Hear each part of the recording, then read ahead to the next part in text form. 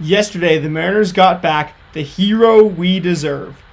Welcome to the Dom Skeen channel, your one-stop shop for the Mariners storylines on Seattle's minds. And George Kirby is back. He is the first Mariners pitcher ever to strike 14 batters out without walking a single batter. The first since Randy Johnson to have this good of a strikeout to walk ratio, and the first to do it exactly like this. On just 96 pitches, he goes 7 strong innings, allows just 2 hits and 2 earned runs, doesn't walk anybody, puts up a whopping 14 strikeouts, does allow 1 home run, and the ERA is still high. But one thing that we know, when George Kirby is good, this is what he looks like. And so George Kirby is fully back. No more concerns about George Kirby.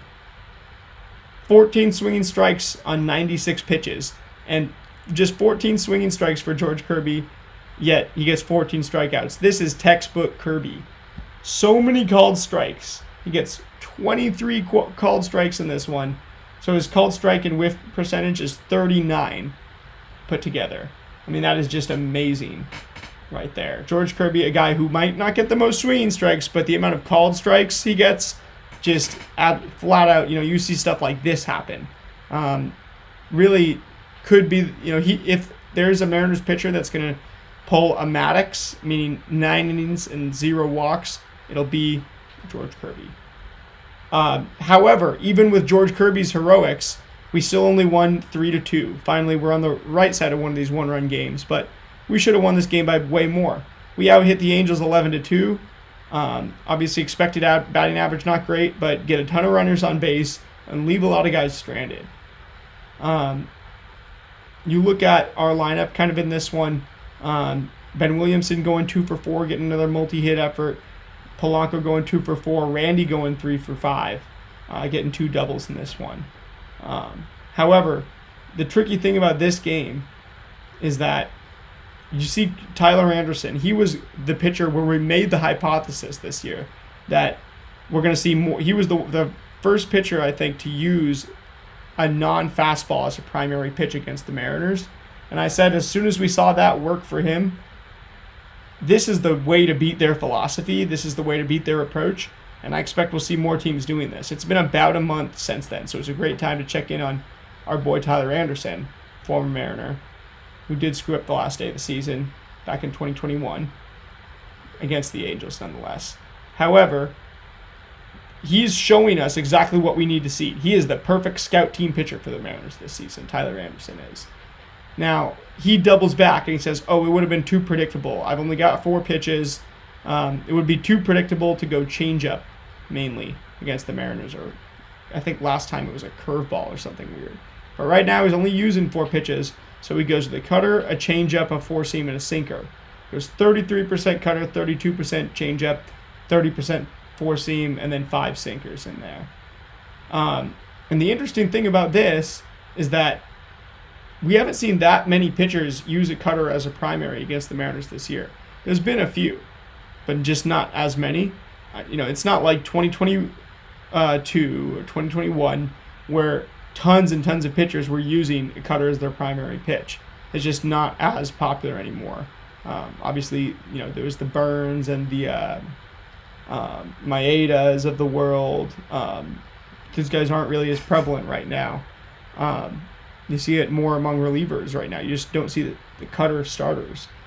This is the perfect option for the Mariners since you can get, basically what is a fastball that just cuts a little bit, has enough movement where you can't look for the fastball quite as considerably often anymore, and it's gonna force us to look for the breaking balls a little bit. So it'll still have the same philosophical effect, whereas you can just throw a little bit harder, and cutter is a little easier to use as a primary pitch. I think the Mariners would be the team to do it against.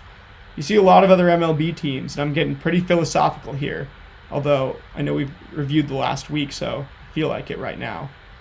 A lot of teams, these days are built to hit all types of pitches and to punish mistakes from pitchers. Cal Raleigh does that, for the Mariners.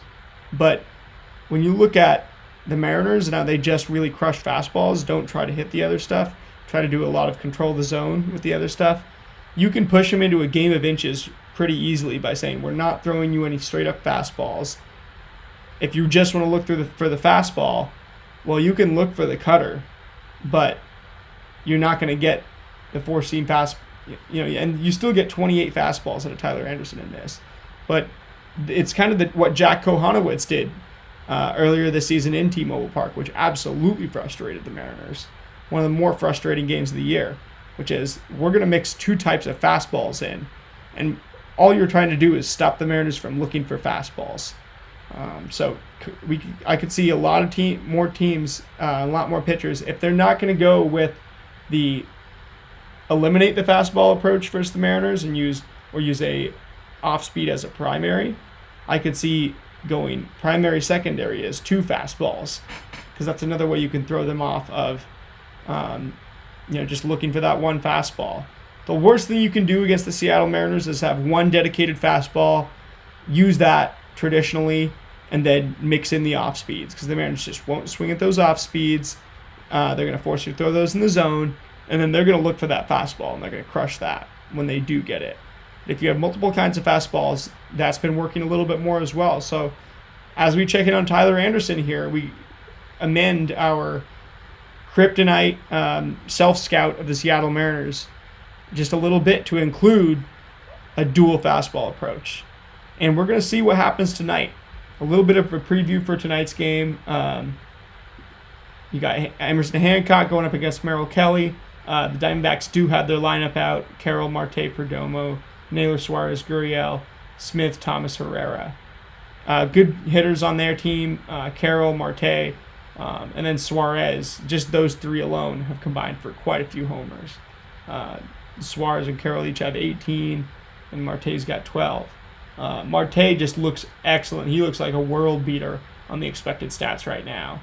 And Corbin Carroll does too, except he does strike out a considerable amount. Eugenio, our guy, does hit the ball hard still. Great expected slugging stats, great expected WOBA. So he's looking great, although the average EV for him is just a little bit lower than I would have expected at 90.9. Expect him to be far more above average than that. Alec Thomas, this is a guy who could sting us. I could see him just hitting multiple home runs in the series.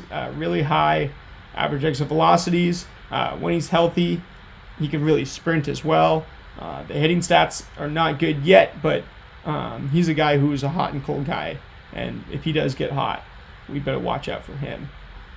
Cole Young looked good over this weekend too. I'm excited. Hopefully he can have his first consistent series of his career where he's just getting hits, just consistent offensive production over a weekly, monthly basis would be really, really awesome to see, especially for the right now and for the going forward.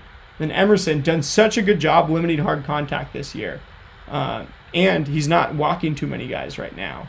Those two things have kept him in this rotation and could keep him in this rotation much longer. So those are the two keys right now for me: is limit the hard contact and don't walk guys. That's who Emerson is as a pitcher. He's tried a lot of different approaches out, from sinker, slider, tinker. He was a prolific flamethrower at one point, and now he's become a dual fastball guy. So be interested to see what he does to keep the Diamondbacks off balance tonight. That being said, this is going to do it for me tonight. I will see you guys all tomorrow to recap tonight's game. Go M's.